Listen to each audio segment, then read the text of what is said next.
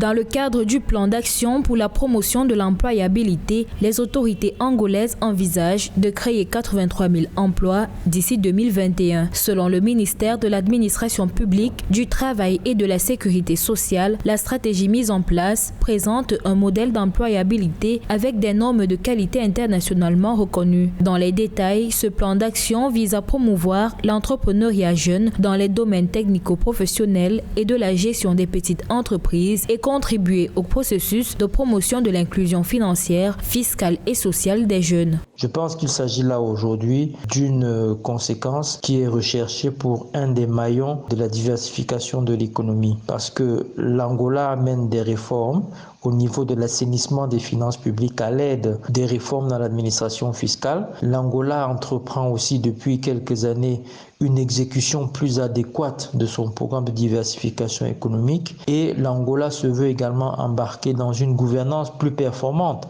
en matière de gestion des ressources naturelles et de réforme des entreprises publiques. Selon la Banque africaine de développement, le taux de chômage dans le pays était estimé à 28% en 2019. Une situation résultant de la crise économique, financière et de change que traverse le pays depuis fin 2014 en raison de la baisse du prix du pétrole sur le marché international. Un état exacerbé par les effets de la pandémie de la Covid-19. Je pense qu'il faut être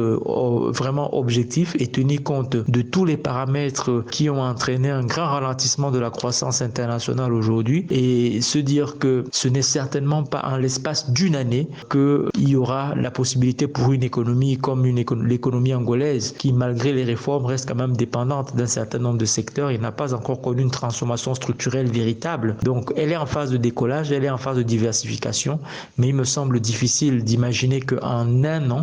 il puisse y avoir aujourd'hui près de 83 000 emplois décents créés dans le pays